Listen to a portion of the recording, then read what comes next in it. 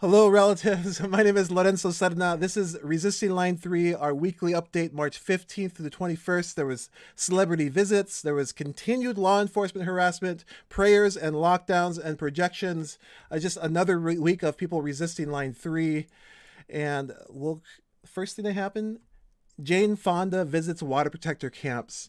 On March 15th, award winning actress and climate activist Jane Fonda joined Indigenous leaders in the front lines in order to bring national attention to fight against the tar sands oil pipeline Line 3 and its devastating impact on the global climate.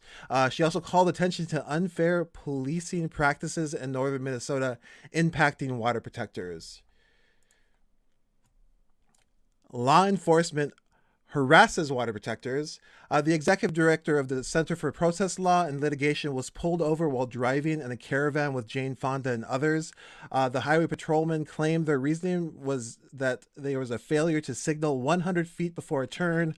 Water protectors mentioned they turned onto the road and there wasn't 100 feet before their next turn, and that the highway patrol had instantly started to follow them. They're preparing a legal challenge to protect and advance water protectors' First Amendment rights. And to learn more and to support this effort, please visit protestlaw.org/line3. Prayers at the headwaters. On March 16th, Honor the Earth led a day of prayers at the Mississippi headwaters, which, like over 200 other bodies of water and everyone downstream, will be affected by the tar sands oil pipeline Line 3. You can see some video of the prayers right there. 7 water protectors locked down, blocking a pump station. On March 18th, 7 water protectors led by the GNU Collective locked to each other, blocking work on an Enbridge Line 3 pump station. All were arrested, but they have since been released. On the same day, Camp McGizzy disrupts construction. On March 18th, in solidarity with the GNU-led action, water protectors from Camp McGizzy successfully disrupted 2 Enbridge work sites. 2 water protectors locked down to machinery, and they were arrested. A car caravan also disrupted construction on March 19th.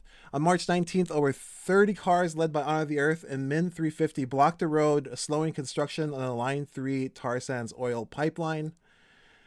There's also a virtual rally to defund Line 3. On March 19th, Stop the Money Pipeline held a virtual rally to encourage people across the country to hold actions calling on banks to defund Line 3. You can check out their page for more information. And you can see it right there, Stop the Money Pipeline on Facebook, Stop the Money Pipeline on Instagram, and you can find out more about that.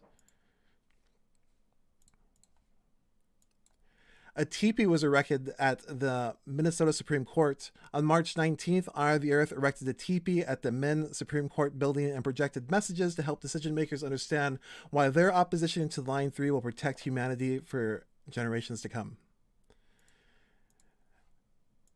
And there's a defendant pledge to take the cases to trial. So we're hearing the defendants are facing charges from protesting the Line 3 pipeline, are pledging to take their cases to court, which will be time-consuming and costly for Aitkin, Carlton, Cass, Clearwater, Hubbard, and Itasca counties. The pledge demands that the prosecution drop all charges against defendants, cease to hold arrestees overnight in jail during a pandemic, and release arrestees on their own reconnaissance without bail conditions.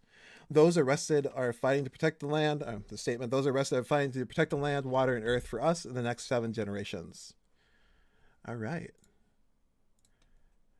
So once again, thank you, relatives, for joining us for this really quick Resisting Line 3 weekly update.